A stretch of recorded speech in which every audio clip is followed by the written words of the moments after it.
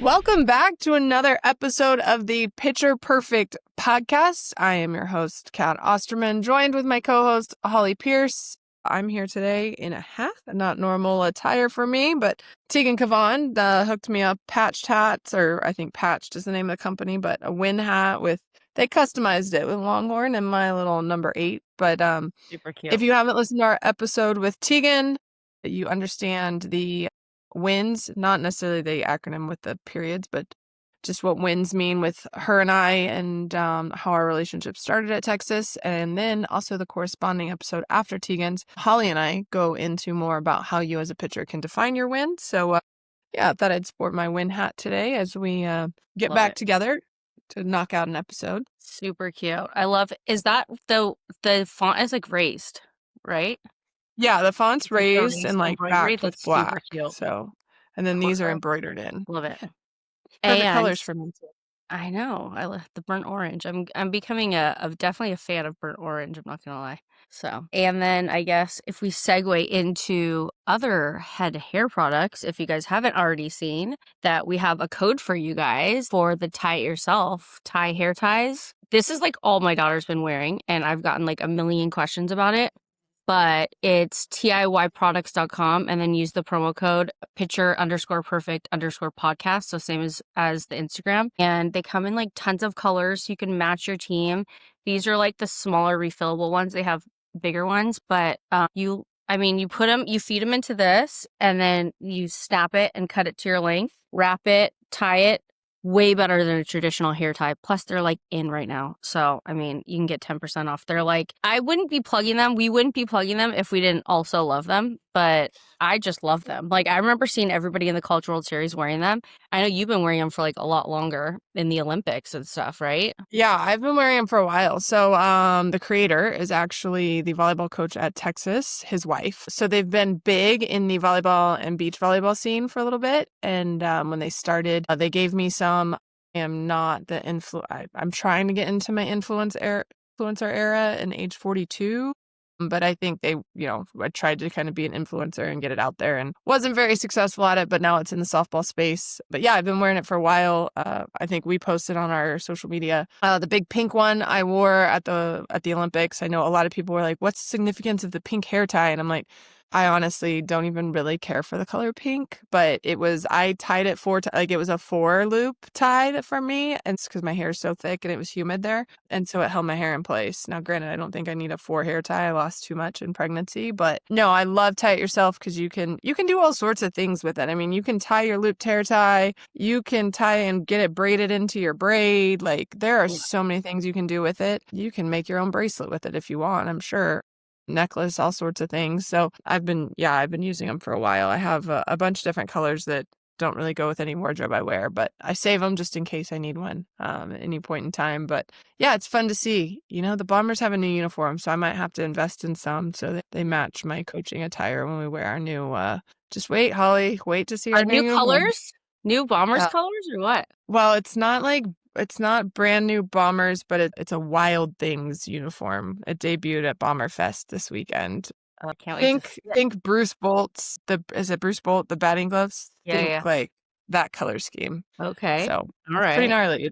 I like it. I don't usually care, like I said, for like out there things, but I actually really like this one. And I told Scott I'd play off the pink if he'd get me a pink Bombers gear and a pink hat. So we'll see. So there's pink in it. Okay. There is pink in one it. hint. All right. There's definitely, well, you already have the pink, right? But there's like, oh my God, there's so many options with these twos. And now I think because the bubbles are in, with the hair. So you can do like a bigger one for like your main pony. And then with what I do with my daughter is I cut smaller ones for the bubbles.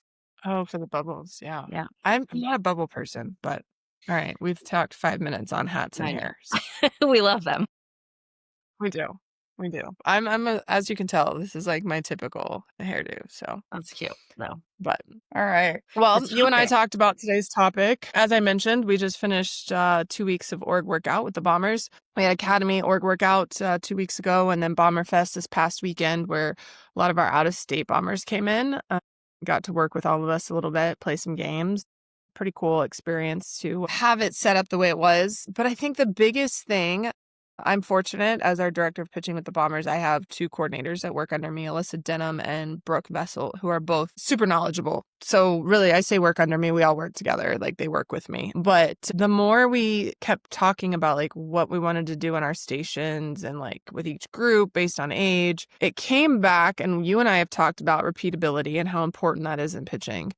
But it came back to the fastball all the time. Now, obviously, we have junior academy this year with the Bombers, so we have, 10U, 8U. So when those kids rotated to our station, it was a lot of fastball mechanics and just making sure they're in the right spot. You and I can have a whole conversation on internal rotation versus actually snapping on another podcast, because I fight that one tooth and nail everywhere I go. Which side are you on? You don't have to explain it. But Well, okay, if you snap hard and correctly, internal rotation happens naturally. So I'm on the snap correctly, and let's not force the finish. Again, that's that could be topic another for 10. another day. Yeah. But we worked a lot of fastball stuff with our young ones. Transitioned that into even with the 12, 14 some.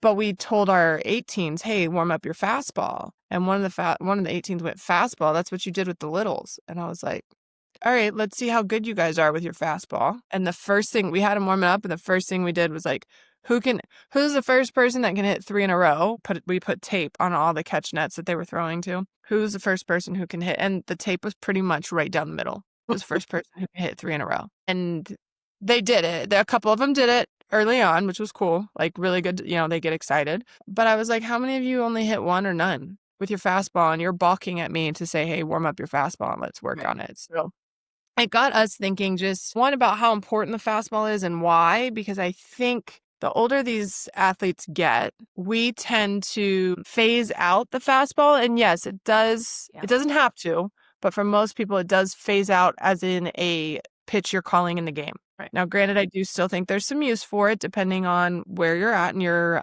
progression, but I think they phase it out altogether.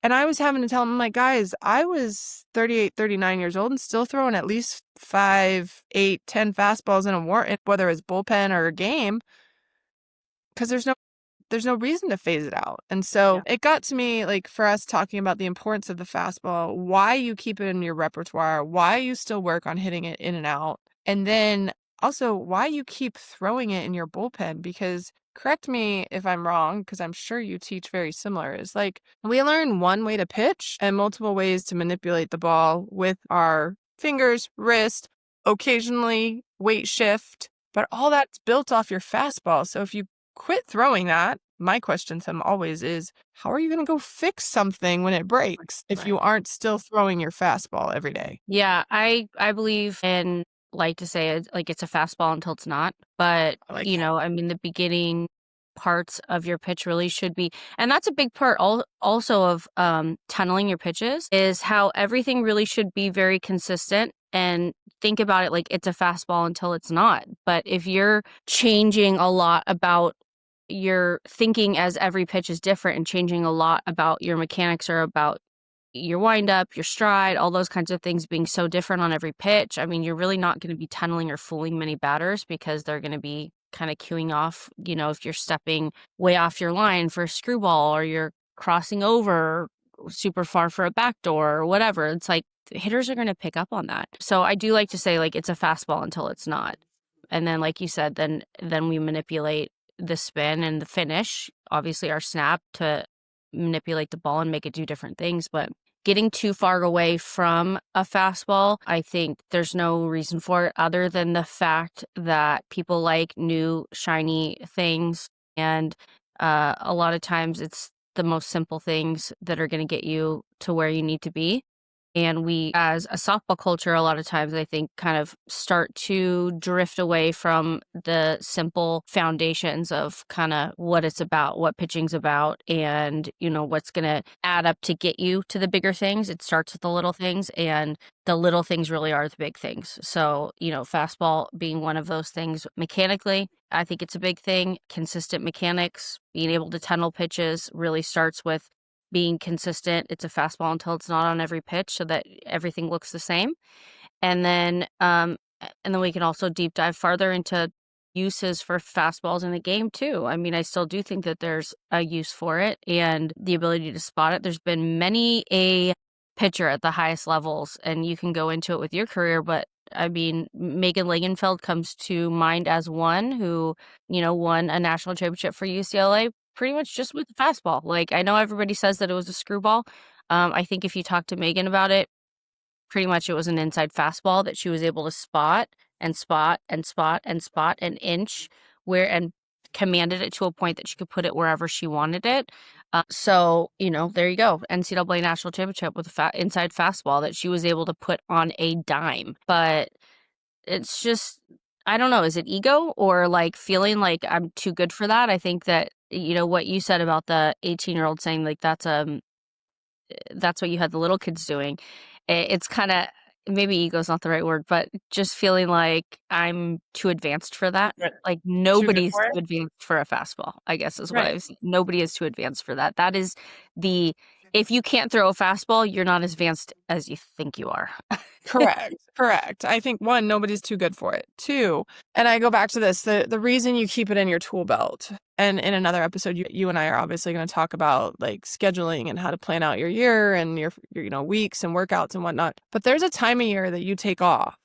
When you come back from taking off, what do you throw first? Like, I really hope you're not throwing rise balls, curveballs, and drop balls straight out the gate after you just took off 2, 3, 4 weeks, whatever it is. When you come back from injury, what are you throwing first? Your fastball. Like, your fastball has a place. And I think, if anything, and I tell people this all the time, we talk about, having the oh crap warm up, like the first pitcher's getting freaking lit up. You got to go and you got to go fast, right? If I'm going to skip drills because I got to get warm fast, I'm going to go straight to a fastball because my body has known how to do that since the day I started pitching. Yeah. And my body can get loose throwing fastballs, and then I can go into other pitches. Now, I'm not saying you can't do drills. If you have time, jump in there, do K drill, do some spins, whatever. But if I don't have time, I'm going to go 75% fastballs and work back up to 100. And then as soon as I feel like, okay, my joints are loose, I can go, I'm going to spin some things. Right. But if you're not throwing your fastball every day and continuing to keep that foundation and continue to build on it, then you can't use it. You can't use it for other purposes. Now, granted, why we quit throwing it, I know why I quit throwing it. I quit throwing it because I learned a rise ball first, and it was really fun to stair step a rise ball and watch people swing and miss. Okay. Now, granted, I shouldn't say I quit using it because I threw it low outside as my other pitch. When people wanted to think I was only going to go rise, we would freeze them with a fastball low and outside, and it worked. But why in softball do we eliminate it when in baseball it is still a very, very valuable and usable pitch? In fact, they work off it. Yeah. And hitters know a fastball's coming, and it is straight too. It's not so I think, and I talked to a couple of my pitchers that I filtered up this weekend because, I don't have all mine yet because I have 3 that play high school softball in the fall. So I'm floating some other pitchers through on our team just to see what they got, what they look like. And a lot of them have, I have a curve and I have a rise. Okay, well, what if I want to throw a strike arm side, what are we throwing? Mm-hmm. And they're like, well, they're like a rise. I'm like, well, if it's knee height, that's not rising. So what are we throwing? Do you throw a backdoor? No. Do you throw a screw? No. Well, my drop. Well, that can go out of the zone too. Like, what is going to stay? Why can we not just say, I throw a fastball on arm side? Nobody else has to know. Call it a backdoor if you want. Right. I don't care. But I think if you don't have something on both sides, use a fastball to the other side. And I'll say, when I had Randy Rupp at Texas State, we let her throw her screwball her freshman year. It got hit out 20-something times, probably. Was not a great pitch. So we eliminated it after freshman year. Mainly went curveball, curveball changeup, excuse me. But when we needed to show inside, we buzzed a fastball in there. Now, junior year, we had been working on a backdoor. We added the backdoor, and then that was our arm side pitch. But she was able to buzz a fastball in there, and she didn't throw 70 miles an hour. Mm-hmm. So if you place it right, it's a very usable pitch. But I think pitchers need to understand that your mechanics of your fastball are your mechanics for everything, pretty much. Like, you have small tinkers to your fastball mechanics in order to throw pitches. But there's also opportunities where that fastball is very usable. A, quick workout. Like I need to throw, I need to keep some timing, go throw some fastballs. If you only have 15 minutes, throw some fastballs. If you're coming back from injury, you're going to warm up for a long time. You are going to, for probably your first week or two, you should only throw fastballs so your body gets used to pitching again. Right. Same thing if you've laid off, as we talked about, if you've taken off time. But I think we balk at this fastball thing when really it's like, oh yeah, oh, you want me to throw I can get my fastball loose real fast. We've already done that pitch probably 10,000 times. So why wouldn't we use that first before we go into everything else? And I think to your other point, you were talking about like, and I said this weekend, I lost a few lessons. I'd never have done lessons religiously. It's not really my cup of tea, but I have lost a few because I refuse to move on to movement pitches when we cannot locate the fastball. And I think parents and athletes both get bored. They get bored with lessons when it's the same thing over and over. Trust, we do too as instructors, especially when you're doing the same thing wrong week after week. Yep. Right? But in order to be excellent at something, you have to do the boring things really well all the time. So how are you going to do the boring things really well all the time, except for practicing the boring things for a long time? And I think that is the key to me, is when you miss a whole catch net with your fastball, a whole catch net, not a 9-hole, the catch net, the bow net, we have problems. Yeah. I think you hit the nail on the head that even going back to what you said about your rise ball, like it's fun. I mean, learning new things, changing it up, it's fun. Seeing the ball break, it's fun. Being able to say, yeah, I'm learning a curve, I'm learning this. Like, yeah, that's fun. I get it. But do you want to win? Do you want to be the best version of yourself possible? And do you want to do the things that it takes to be successful and to win? I think I'm looking at your hat, and so that word popped out to me. But it's like, okay, you can just, I get it. I get why it's boring to throw the fastball and it's not that shiny new thing, but do you want a foundation that's going to set you up for success later down the road? That's especially at the younger ages. Like, you get away from being able just to master and throw a strike and work ahead, for goodness sakes. Like, I'm calling pitches right now for you, and the girls, they wanted to do the wristband, and I know it's fun. It's fun, and they want to feel like the big girls, and they do the wristband, and God bless them, all it says on it is like fastball in, fastball out, change up. Right. Fastball down the middle. But like the first game, it was like, if we can't even execute a fastball down the middle, this is pretty obsolete. Like, there's nothing, I mean, we can't go, oh, I'm learning a drop ball too, or I'm learning this. That's great. But like, I need a strike. Like, first pitch, I need you to work ahead. I can't call anything else if we're 3-0 on every batter, So, and that's the same.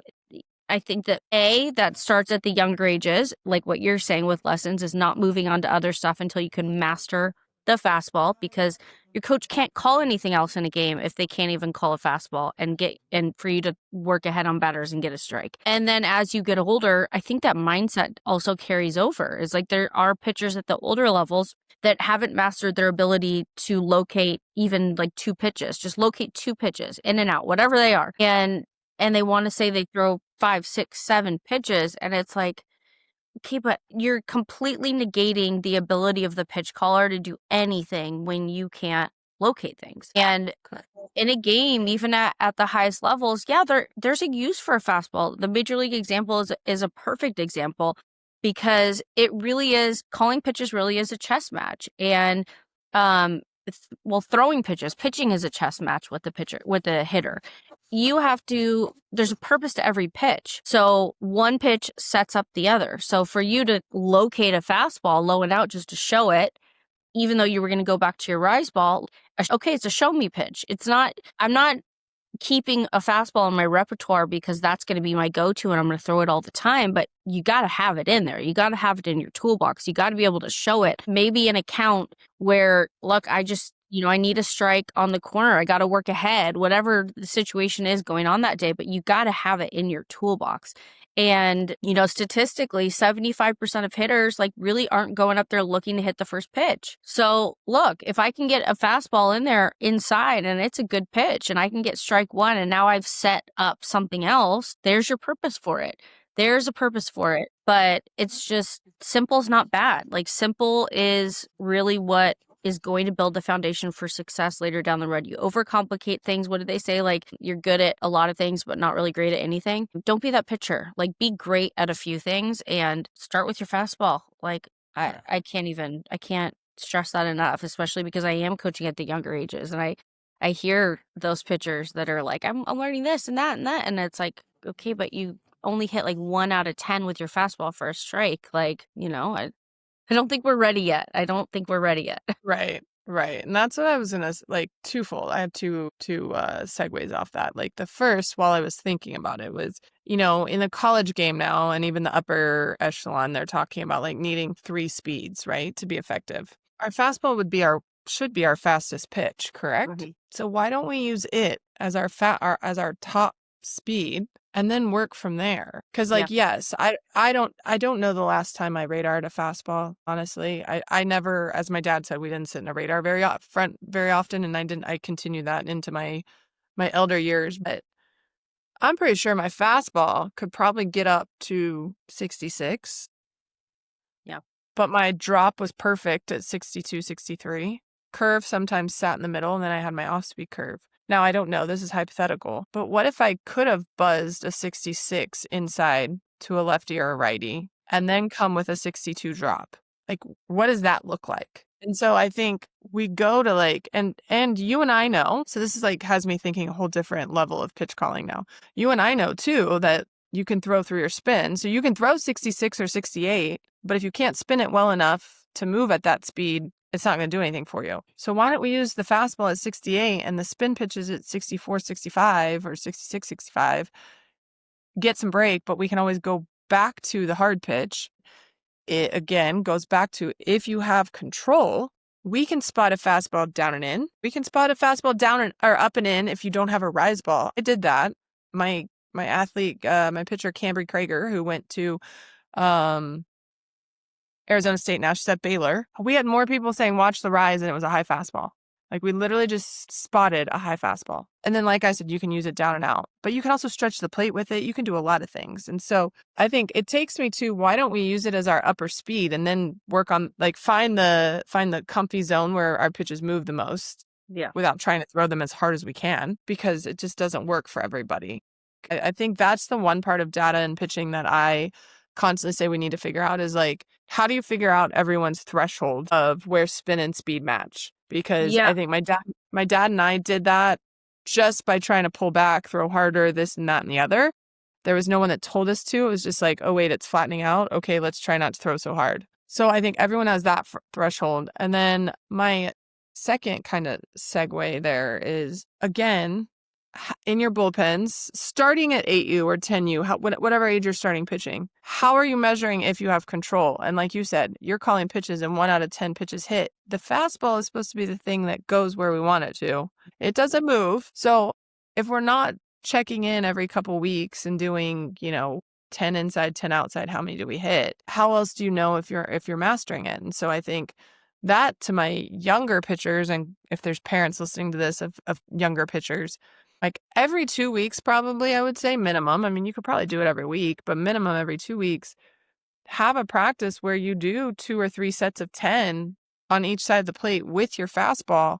And it's a good strike. It's not it's not just side of the plate. Like, I would put my glove when Bracken, my stepdaughter, pitched briefly, I'd put my glove in a place and I'd be like, I can't move it. You have to hit it. And she would aim for it. And there'd be sometimes I'd move it a little bit and she'd be like, oh my gosh, does that count? And it counted because it was still a strike. But she knew if it went up or if it went down, right, we didn't go. Like, it can move a little bit laterally, but like we didn't count it. And so I think you have to have a standard of what's a strike with the fastball and measure that. But man, fastball to me, it's such a pitch that I think we get rid of too quickly. Yeah. And it's like you said, because it's like, oh, well, I'm learning this. Okay. But that doesn't, just because you learn something new doesn't mean you delete something out of your system.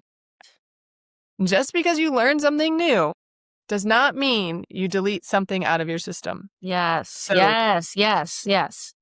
You are adding to your tool belt. You are not replacing your tool belt. And so I think that's the biggest thing. And man, I was on a fastball kick this past week. And the more I think about it, I'm like, I feel like it could be useful. And we have just been able, like, as a sport as a whole, we have eliminated its usefulness. And yes, I think some kids think they're quote unquote too good to throw a fastball because you go to 14U and you say, well, I throw a fastball and this, and people are like, you still throw a fastball? Like, yes, Justin Verlander still throws a fastball too. Yeah, we got to Like, change the rhetoric and the mindset. we do need to change the rhetoric, and, a fastball can be useful. Now, granted, most people aren't getting through 18U throwing only a fastball. I'm not saying that, but I'm saying a fastball, when you know how to locate it and when you master it and when you keep it as part of your repertoire, has a lot of use. And to be honest, if you master your fastball mechanics and the repeatability of your fastball, your repeatability of your other pitches will increase because your mechanics are almost identical. There are small tweaks, as we have mentioned. So your path to excellence, your path to being really good, is going to be enhanced. I'm not going to say guaranteed, but enhanced if you have mastered and can repeat your fastball mechanics, locations, all of it. I can't tell you how many people, well, my curveball is going too wide. How do I place it? Well, where are you placing a fastball outside? Because we're going to adjust a little bit from that to be a little more over the plate because we know it's breaking out. Well, I just throw it there. What do you mean you just throw it there? How do you line up? What do you line up? Where's your eyes go? All those things play into it. And I think any pitcher, if you have mastered your mechanics of your fastball, you can repeat your fastball. You can excel at hitting your spots 6, 7, 8, 10 out of 10. Your path to success of your movement pitches is going to be better. That's it. Simple. I mean, it's simple, but we got to change the rhetoric. And here's step one. But I feel inspired today after that was a very passionate delivery on your part for sure. I feel inspired to change the rhetoric behind it. I think we have a platform to do that with social media and the pitchers that we're in contact with and involved with. But I'm gonna say I challenge all of you out there, our listeners, whether be it coaches, parents, or pitchers, to start getting on that bandwagon and change the rhetoric behind it. It's not for advanced pitchers. That's in your toolbox. You got to be able to know how to do that. And if you don't, you're not as advanced as you think you are. Like, if you can't spot a fastball, that's not something to be proud of. Like a notch on your belt, like, oh, I don't throw a fastball. It's like, no, you need to throw a fastball. Like that, if you throw a fastball, that's something to be proud of. If you have it mastered, that's something to really be proud of. But it's essential. You gotta, even at the younger ages, with new kids, and I know we've talked a lot about your journey and how when you learned a new pitch, you weren't throwing it a game, right? But for, the younger kids who maybe they do throw it in a game or their parents or their coaches allow them to, that the fastball is going to be to be able to throw something newer, because you can't throw a pitch you don't have control of when you're not ahead in the count, when you're not consistently working ahead in the count. Now, if a pitcher gets 0-2 on a batter and now she wants to try and throw her changeup that's been going kind of in the dirt, she's just learning it, and that's a perfect opportunity. Yeah, dirt a change up. Throw something new that's going to be out of the zone in 0-2, but you have to get to 0-2. So if you want to work on new pitches, especially in a game, you have to be able to get ahead to be able to do it. So look, this is your ticket. Your ticket to be able to move on to something new, especially in games, and let it be impactful in the at-bat, is you got to be ahead. You got to force them to chase. We can't throw things we don't have control of when we're behind in the count. So work on getting ahead in the count with your fastball. Great. Now you can try something new. Perfect. That's your opportunity. But we're never going to get there if you're not at least mastering a fastball, even down the middle at the younger ages, but in and out first. Right. Now, 0-2, go throw what you want. Get it out of the zone, by all means. Yeah. I just look at it.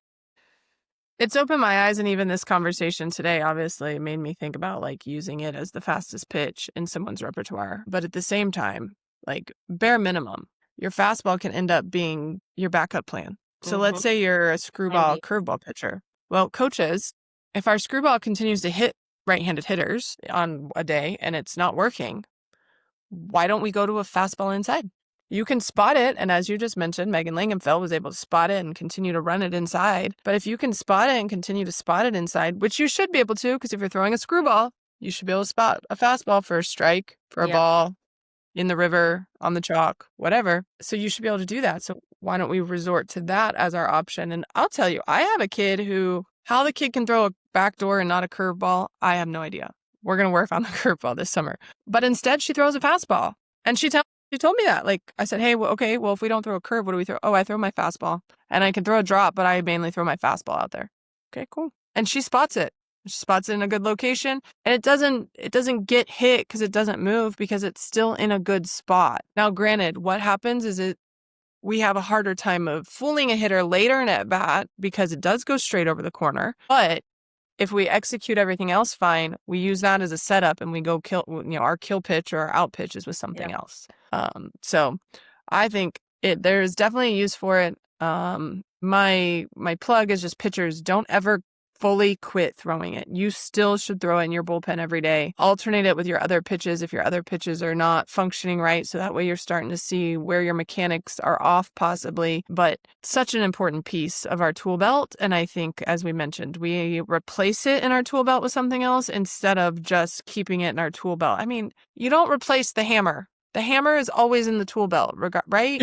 You could use many other things to hit a nail, but we don't replace the hammer, so we keep it there and we add all these other things. Yes. Keep our fastball and add all these other things. That is my last line. Perfect. I feel there's so many moments in this that I could just clip like viral moments because that is so well said. It's perfect. No, it's so important. Truth.